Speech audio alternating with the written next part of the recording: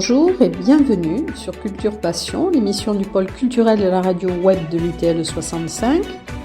Culture Passion ou embarquement immédiat vers la galaxie Culture 65.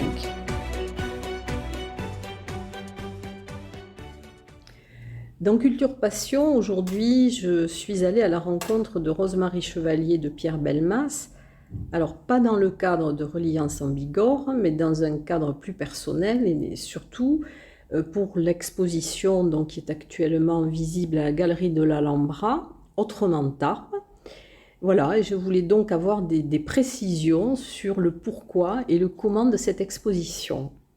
Alors, bonjour Rosemarie, bonjour Pierre. Bonjour. Alors, les œuvres que vous avez exposées ont été réalisées pendant le confinement. Alors, expliquez-nous comment vous avez eu cette idée et comment a-t-elle été réalisée? En fait, c'est vrai cette histoire a démarré durant le confinement. Pendant les heures réservées aux sorties, on s'est promené un peu dans Tarbes et puis on s'est aperçu qu'il y avait des endroits, et notamment des façades de maisons intéressantes, atypiques, un peu rococo, pas rococo, enfin il y avait des choses intéressantes à repérer, et donc on s'est dit on reviendra avec l'appareil photo, on prendra des photos.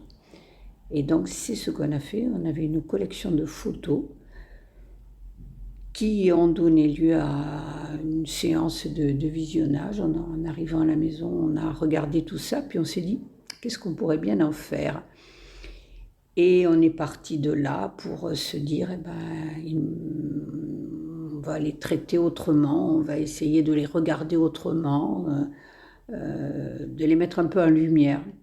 Voilà, c'est comme ça que les choses ont démarré. Et donc vous aviez un rayon limité avec les sorties autorisées, Oui. Puisqu'il y avait une distance limite. Donc c'est surtout le centre-ville que vous avez photographié. Principalement. Principalement. Et bon, c'est quand même des conditions particulières parce qu'il y avait très peu de monde dans les rues. Donc, je sais pas, c'est un regard autre que le regard quotidien. Il y avait une atmosphère, bon, ce confinement que l'on a vécu, qu'on revivra peut-être, crée quand même une atmosphère tout à fait particulière. Et donc, dans cette atmosphère, dans ce cadre, avec peu de monde dans les rues, on regarde peut-être autrement. Et puis, pour compléter ce que disait Rosemarie, on s'est amusé à regarder ces photos, à utiliser un logiciel photo comme il y en a sur le net. Et puis, comme ça, en manipulant, on a fait apparaître des couleurs qui n'étaient peut-être pas les couleurs de la réalité. Et on s'est dit, ma foi, pourquoi pas mettre Tarbes en couleur? Voilà, et on s'est amusé à partir de ces photos, on s'est dit, on va faire des tableaux. Et donc, des grandes surfaces au départ, c'est peut-être plus facile. Et sur ces grandes surfaces, on s'est amusé à juxtaposer les couleurs qui parfois ne sont jamais juxtaposées. Et ça arrive à donner quelque chose de gai. Et alors, est-ce que ces promenades vous ont donné peut-être une autre vision de Tarbes, de l'architecture? Oui, c'est vrai que on a peu l'habitude de lever la tête quand on se promène dans une ville ici comme ailleurs. Et là, on s'aperçoit qu'en prenant le temps de lever la tête, justement, il y a des trésors dans cette ville. Hein. Il y a des rues où il y a des villas somptueuses avec somptueuses au niveau de l'architecture ou au niveau de la valeur architecturale, quoi. Il y a des choses très très intéressantes qui sont cachées ou par la haie qui ferme la villa en question, ou parce on ne pose pas le regard dessus. Et après, quand on les a en photo et qu'on les regarde de près, qu'on zoome sur des parties intéressantes de ces façades, mais c'est des merveilles, hein. C'est des merveilles. On s'est dit même, on a peint d'ailleurs des détails de certaines façades pour justement montrer ces choses insoupçonnées. Je pense particulièrement à l'immeuble, c'est pas le seul, hein, mais c'est celui qui me vient à l'esprit, l'immeuble du Moderne. Oui. C'est une merveille d'art déco. Quand on prend les petits détails de cette façade, nous, ça nous a beaucoup plu. Et donc, justement, par rapport au Moderne, on n'a pas un détail. Mais il y a bien d'autres trésors cachés, hein, franchement. En fait, on fait le lien entre photo et peinture et tableau et art graphique. Il y a un lien, nous, qui est à la base de ce qu'on a fait. Voilà, on a lié ces deux facettes de l'art et on est passé de l'un à l'autre. Voilà, et ça nous a bien plu. En tout cas, on a appris, nous, à regarder autrement, peut-être. C'est important, je crois que c'est... en fait, on disait on recherche la beauté quand même dans la vie. C'est vraiment notre moteur à tous les deux, dans tous les sens du terme. Et vraiment, ça se construit, la beauté. Et ça nous a donné un peu la preuve que ça se construit, en particulier grâce au regard qui se travaille, grâce à l'imaginaire, à la pensée. Enfin, c'est un lien de tout ça, une espèce de mélange. C'est une quête du bonheur, hein, la beauté, oui, la beauté, on est bien quand on voit des belles choses, quand on entend des belles choses. Oui. Et alors, comment s'est opéré le tri? Parce que combien de photos de clichés avez-vous pris pendant cette période? Là, c'est une question à laquelle je ne sais pas si on... Parce qu'au fur et à mesure qu'on les regardait, on a fait un tri, on a fait un premier tri, on a évincé un certain nombre de choses qui étaient plutôt banales, puisqu'on cherchait un peu le côté atypique de ces photos. On a fini par faire 30 tableaux au final. Et en partant de, je dirais, combien penses-tu? Une centaine, plus d'une centaine. Une centaine, ah, oui. Plus d'une centaine de photos. Les critères, en fait, on a vraiment fait ça d'une manière à l'émotion, quoi. Il n'y avait pas au départ quelque chose de pensé. Hein. On va faire des photos, on va les travailler, voir si on met de la couleur dessus, ce que ça donne. On va choisir les meilleurs selon tel et tel critère. Je pense que nous, on n'a pas fonctionné comme ça. On a vraiment fonctionné à l'émotion, des immeubles qui nous disent quelque chose. Au coup de cœur. Au coup de cœur, vraiment. Hein, je vois pas de critères particuliers, si ce n'est quand même, il y a vraiment, s'il y avait un critère, c'est ça, on ne le voit pas si on marche comme ça dans la rue et qu'on va faire une course et qu'on ne s'arrête pas devant, on ne le voit pas. On ne le voit pas. Et bon, ça, c'est peut-être le critère. Finalement, là, il y a un truc qui est sympa. Mais c'est le cœur, quoi. C'est évident. Et alors après, donc, puisque vous avez retouché donc, au pinceau après, donc comment avez-vous choisi les couleurs? Alors ça, c'est bon, la logique et le bien-pensant du côté artistique de l'art en général, c'est d'associer des couleurs quand elles sont complémentaires. Il y a un certain nombre de codes que l'on connaît un peu par ailleurs. Mais là, on a un peu abandonné ce genre de code. Et ça peut être choquant parce que, en fait, c'est tellement fulgurant comme association que ça peut ne pas plaire, effectivement, parce que c'est violent. C'est violent d'associer un rouge et un bleu, alors que le code artistique voudrait qu'on associe plutôt le rouge et le vert, puisque ce sont deux couleurs complémentaires. Donc, on a joué comme ça au feeling. Voilà, on était là, on regardait, on associait des couleurs, on prenait telle couleur. Oh non, c'est pas ce qu'il faudrait, c'est pas ce qu'on voudrait montrer. Voilà, c'est encore une fois au feeling. Au feeling et vraiment faire des associations qu'on n'avait jamais faites jusqu'à présent. Donc on n'avait jamais osé faire de couleurs. Et puis en plus, ce qui est important, c'est que ces couleurs, en fait, elles sont passées, c'est la technique BD un peu. Elles sont passées et sans dégradé. Il n'y a pas de dégradé. Il y a des couleurs ou très peu. Hein. Il y a des couleurs vraiment côte à côte et Et technique BD, ces couleurs sont séparées, très souvent, nous les avons séparées par un trait noir, fin, plus ou moins épais, ce qui permet d'accentuer le contraste entre les couleurs et de donner peut-être ce côté joyeux. Mais il y a vraiment, je trouve, Des aplats. il y a un apport BD qui est... On en a eu la preuve d'ailleurs. Avant de faire cette exposition, on a donc plus de 30, 35. On a fait 35 tableaux et on les a accrochés sur un mur à la maison. On a un mur sur lequel il n'y a rien et une belle surface. Et on les a mis les uns à côté des autres de manière assez rapprochée. Et en fait, ça a vraiment constitué une planche de bande dessinée. Et il y a vraiment cet esprit-là. Et à la limite, si on avait pu l'exposition, ces tableaux rendent beaucoup plus quand ils ne sont pas isolés. Voilà. Hein, on sort vraiment comment dirais-je, de l'art classique, de l'art reconnu, dans la mesure où finalement, ces tableaux, ils ont besoin les uns des autres. Alors là, ils sont dans la galerie de l'Alhambra, c'est sympa parce qu'il y a plein de couleurs aussi par ailleurs. Il n'y a pas que les tableaux, il y a la vitrine dans laquelle ils se trouvent, donc qui donne aussi cet effet-là de juxtaposition. Mais peut-être que l'idéal aurait été un grand mur, et puis de les disposer sur ce grand mur, et de manière assez rapprochée. Voilà. Mais bon, encore une fois, c'est voilà, pour vous donner l'esprit. Oui.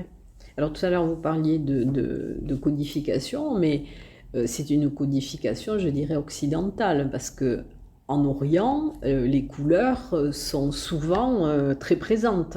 Tout à fait. Oui, c'est vrai, on en réfère toujours à notre propre culture, mais oui, c'est vrai, par ailleurs, on peut trouver des choses complètement différentes et en peinture... comment dire, en peinture chinoise, en écriture chinoise, ce qu'on aime beaucoup aussi, qui travaille en même temps l'association entre l'encre et la peinture, ce qu'on a un peu fait d'ailleurs, puisqu'avec les traits, ça pourrait être associé un peu à de la peinture chinoise, peut-être qu'en disant ça, je choque certains, mais dans l'esprit, ça pourrait être un peu ça, enfin moi je le vois un peu comme ça. Et puis pour rejoindre ce qu'on disait tout à l'heure, mettre côte à côte les tableaux, ça m'a été soufflé par quelqu'un qui était au vernissage, je ne sais plus qui m'a dit ça, et je trouvais ça résonnait bien dans ma tête. En fait, le fait de mettre côte à côte tous ces tableaux, ça donne une énergie particulière qui est ponctuée dans le fait de les isoler les uns des autres. Je trouvais ça assez intéressant. Après, est-ce que le fait justement qu'ils soient dans des vitrines, ça permet aussi aux gens, ça peut rappeler votre promenade, parce qu'en fait, ça vous fait aller d'un endroit à un autre, et finalement, ça fait en quelque sorte un cheminement. Exactement, oui. Et puis, il faut,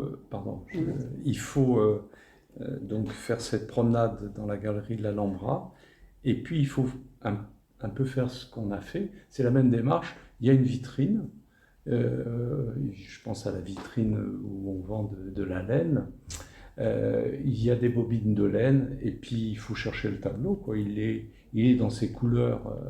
Il y a aussi cette idée de rechercher, faire un effort pour aller faire vers. un effort pour aller vers et trouver. Et, enfin bon, il y a un côté peut-être ludique, mais en tout cas il y a la recherche, toujours pareil, du regard, apprendre à regarder à tout âge. Il n'y a pas d'âge, hein, je veux dire. On découvre et on voit des choses autrement en vieillissant d'ailleurs. Qu'on n'avait pas vu pendant des années. C'est sympa, ça. C'est sympa. Et alors, comment a été initiée donc cette exposition? Enfin, qu'est-ce qui a déclenché?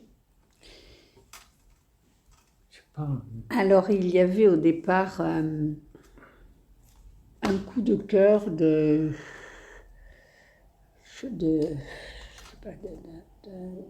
chargé de la culture de la mairie, qu'on connaît bien, qui nous a approchés, qui a vu un petit peu ce qu'on faisait, et il nous a un petit peu orientés en disant il faudrait que vous en fassiez quelque chose, c'est trop sympa de voir tout ça côte à côte. Et donc il nous a dirigés un peu vers le service de la culture de la mairie. qui nous avait proposé dans un premier temps d'exposer, ce qui était une très très bonne idée, d'exposer dans les 3 vitrines qui sont restées vides au marché Broban à côté du fleuriste. À un moment, il y avait une statue de Niki de Saint-Phal ou une réplique. Donc, on a trouvé ça très intéressant parce que c'était vraiment au cœur de la ville aussi, pouvoir... Et puis cet endroit était visiblement insalubre, il y avait des infiltrations d'eau. Donc, ils n'ont pas voulu nous faire exposer là. Et donc, ceci dit, on a contacté cette galerie et on a été très bien reçus par ce jeune qui est à l'étal de l'Hexagone, qui a beaucoup de délicatesse et de discrétion, nous a dit écoutez, moi je suis d'accord, ça me plairait beaucoup de mettre ça chez moi, mais je vais en parler aux commerçants. Et puis je reviens vers vous, je vous dirai. Donc voilà, il en a parlé, les commerçants ont été emballés, et puis on a fait la liste de ce qu'on avait fait, et chacun a choisi le tableau qu'il souhaitait mettre dans sa vitrine, en fonction de on ne sait pas trop de quoi, mais enfin c'est leur choix, donc on a respecté, et on a mis le tableau qu'ils avaient choisi dans leur vitrine. Oui, c'est bien, c'est très agréable, et c'est vrai que cette idée de promenade, justement, oui. Je trouve que ça va un peu avec ce que vous avez fait. Et alors, est-ce que ça vous a donné d'autres idées pour la suite? On a vraiment apprécié, on apprécie vraiment encore plus qu'avant cette galerie. Et c'est vrai que cette galerie est un lieu privilégié pour qu'il s'y passe des choses. Un lieu de rencontre, il y a eu d'ailleurs des défilés de mode. C'est un très bel endroit pour démocratiser un petit peu l'art, entre autres. Puisque les gens y passent. Hein, comment dirais-je, il n'y a pas de lien à faire avec ce que nous faisons dans le cadre des cafés philo, puisque là, c'est hors association. Oui. Mais très certainement qu'on véhicule, nous, cette idée de la rue, d'endroits quotidiens fréquentés par tous pour ouvrir très modestement, sur la culture, pour faire des liens avec la culture. C'est vrai que la culture, peut-être comme la philo, c'est bien qu'elle sorte des murs traditionnels des musées. Les musées ont toute leur place, hein, et on en a des beaux à Tarbes, mais c'est bien aussi de sortir dehors l'art et de le mettre sur des lieux de passage où en général on passe pour aller faire ses courses, et puis tout d'un coup on tombe sur un truc là, tiens c'est marrant, c'est rigolo, c'est sympa, c'est joli. Donc peut-être qu'on aimerait bien recommencer quelque chose d'ici quelque temps dans ces lieux. Bon, et là-dessus, Rosemarie vous en parlerait mieux. On pense aussi à des sculptures, puisqu'au départ, on sculpte, enfin surtout Rosemarie, le marbre, moi un peu le bois. Et c'est un endroit où on peut penser disposer tout le long des sculptures. L'idée de parcours, comme vous disiez, pour créer des déambulations. Oui, voilà, absolument. C'est plus compliqué la sculpture parce que reprendre une expérience comme celle qu'on a vécue et remettre, il faut modifier un peu, essayer de trouver, d'innover. Et puis les sculptures, ça demande quand même, il faut les mettre dans un endroit, et puis isoler une sculpture n'a pas non plus trop lieu d'être. Il faut que les sculptures se répondent, se parlent, essayent de donner une ambiance, que ce soit parlant, quoi. Et dans cette galerie, moi, ça me plairait beaucoup aussi de revenir, parce qu'on a eu un très, très joli accueil des commerçants, et vraiment, c'est adorable ce qu'ils nous ont délivré comme retour. Et j'aimerais bien faire quelque chose avec eux, mais tout est ouvert, je crois que voilà. Et puis il y a la fontaine aussi, la fontaine qui est vraiment très importante dans ce lieu, qui est l'élément central presque. Absolument. Et puis le lien symbolique avec l'Espagne. Je crois que cet aspect, quand on habite Tarbes, il me semble qu'on n'a pas suffisamment conscience qu'on a quand même quelque chose à voir avec nos amis espagnols. Oui. L'ouverture. L'ouverture, et puis bon... ils sont venus chez nous dans des conditions dramatiques. Oui. Et ça fait partie de la culture quand même du sud-ouest et en particulier des Hautes-Pyrénées et des Pyrénées. Donc la galerie de l'Alhambra, bon, c'est cette réplique de la fontaine, c'est très mignon, quoi, c'est très sympa. Et alors, est-ce que ça pourrait avoir un lien avec Relly Art?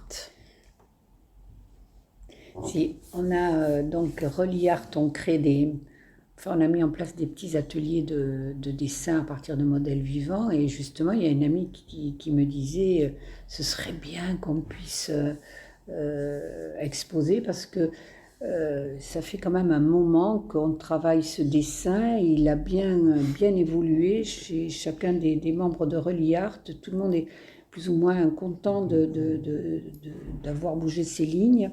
Et donc le donner à voir aussi dans un lieu comme la galerie de l'Alhambra, ça ferait complètement décalé. Il faut voir d'abord s'ils en seraient d'accord, parce que c'est quand même un travail particulier, un peu plus intimiste, largement plus intimiste d'ailleurs. Et donc voilà, moi je crois à la discussion entre nous, enfin entre les commerçants, et voir un petit peu ensemble de quoi ils auraient envie, qu'est-ce qu'on peut faire ensemble, s'il y a lieu de faire encore quelque chose ensemble aussi.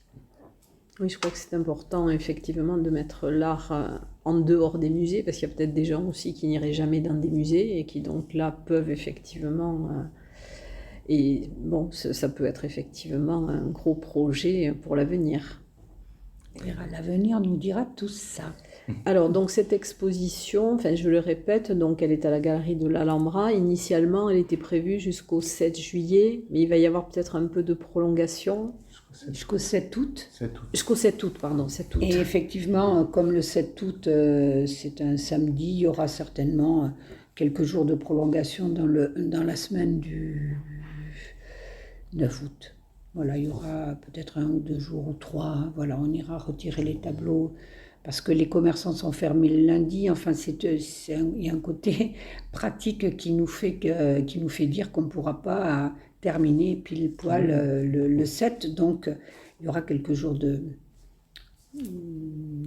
Oui, donc pour les gens qui ne l'ont pas vu, donc ils peuvent encore s'y rendre jusqu'au début de la semaine prochaine. Voilà. Et c'est vrai que ça a donné un autre... quelque chose de beaucoup plus coloré, une facette beaucoup plus colorée de la ville de Tarbes, surtout en cette période encore un peu triste. Voilà. Merci en tout cas Rose-Marie et Pierre pour votre exposition et puis pour avoir accepté cette interview. Merci à vous. Merci beaucoup.